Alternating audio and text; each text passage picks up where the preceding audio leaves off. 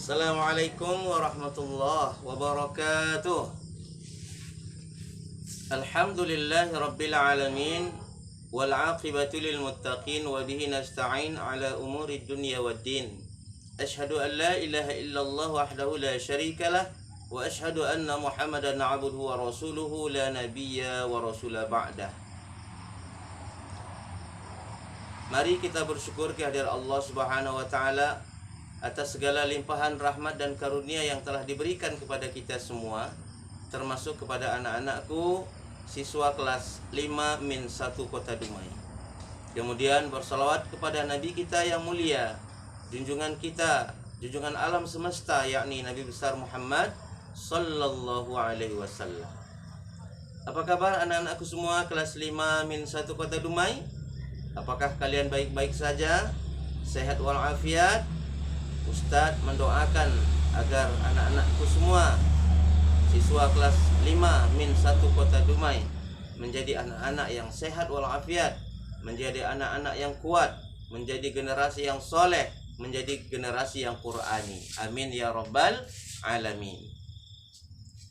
Baik, pada pertemuan kita kali ini, walaupun masih lewat video, kita akan mempelajari pelajaran akidah akhlak, khususnya masih kita membahas bab yang kedua, yakni tentang mengenal Allah melalui Asmaul Husna.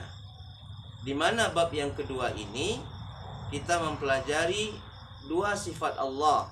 Yang pertama adalah Al-Qawi, yang kemarin kita sudah bahas dan anak-anakku juga sudah mencatat kesimpulannya. Kemudian yang kedua yaitu tentang Al-Qayyum, di mana anakku juga telah mencatat dan ada sebagian menghafal dan menstor hafalannya, yaitu hafalan tentang dalil-dalil dari ayat-ayat Al-Quran yang berkaitan dengan sifat Al-Qayyum. Nah, anak-anakku sekalian, kalian tentu telah mengetahui apa yang disebut dengan apa makna daripada sifat Al-Qayyum. Ya, siapa tahu? Sifat Al-Qayyum. Al-Qayyum artinya adalah Allah yang maha mandiri. Tahu mandiri? Artinya tidak membutuhkan orang lain. Atau dalam makna yang lain, Al-Qayyum bermakna yang berdiri sendiri. Jadi anak-anakku semua, yang dimaksud dengan Al-Qayyum adalah bahwa Allah Subhanahu wa ta'ala adalah zat yang maha mandiri, zat yang maha berdiri sendiri. Tidak sama dengan kita manusia. Kita membutuhkan orang lain. Kalau kita makan, membutuhkan orang lain tidak? Iya, membutuhkan orang lain. Yaitu memakan nasi. Nasinya siapa yang mengadakan nasi?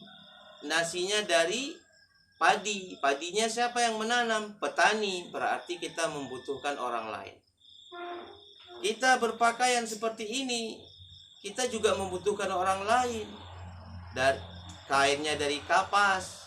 Kapasnya ditanam oleh petani, kemudian dijalin di suatu pabrik.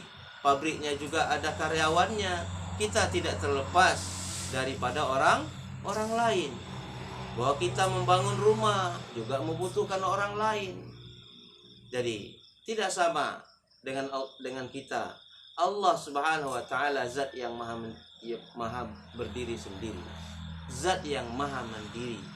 Allah Subhanahu wa ta'ala menciptakan alam semesta yang begitu luas, menciptakan langit dan bumi, menciptakan matahari, menciptakan gunung, menciptakan lautan, menciptakan udara, bahkan menciptakan manusia dengan sendirinya.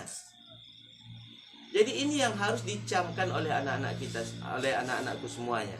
bahwa Allah Subhanahu wa taala tidak membutuhkan orang lain, bahkan tidak membutuhkan malaikat. Tidak membutuhkan malaikat, bahkan justru sebaliknya, malaikatlah yang membutuhkan Allah. Bahkan sebaliknya, manusialah yang membutuhkan Allah. Bahkan sebaliknya, seluruh makhluk alam semesta ini yang membutuhkan Allah Subhanahu wa taala. Adapun Allah tidak membutuhkan sesuatu apapun di alam semesta ini. Inilah yang disebut dengan Al-Qayyum. Nah, setelah kita mengetahui bahwa Allah Subhanahu wa taala memiliki sifat Al-Qayyum, maka apa pengaruhnya terhadap diri kita?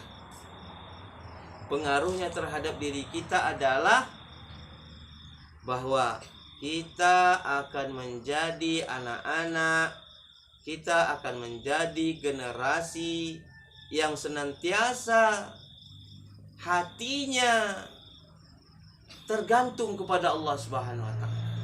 Hatinya terpaut dengan Allah Subhanahu wa taala. Melihat alam semesta, maka dia akan merasa kagum kepada Allah Subhanahu wa taala.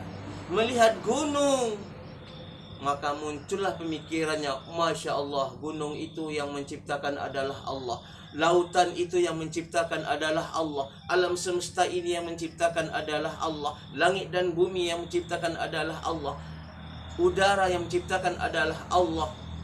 Hebat Allah itu. Ketika kita meyakini bahwa Allah itu hebat, dan ketika kita meyakini bahwa kita ini adalah makhluk yang lemah, yang membutuhkan sesuatu, yang membutuhkan orang lain, tetapi Allah tidak membutuhkan makhluk, maka di sana timbul sifat tawadhu kita. Muncul sikap dan prinsip dari diri kita bahwa kita makhluk yang lemah. Artinya apa? Tidak ada yang bisa kita sombongkan, tidak ada yang bisa kita hebatkan, karena kita tidak bisa berdiri sendiri. Kita membutuhkan orang lain. Tetapi Allah zat yang maha kuasa, dia berdiri sendiri, dia tidak membutuhkan orang lain. Inilah yang disebut dengan sifat Al-Qayyum.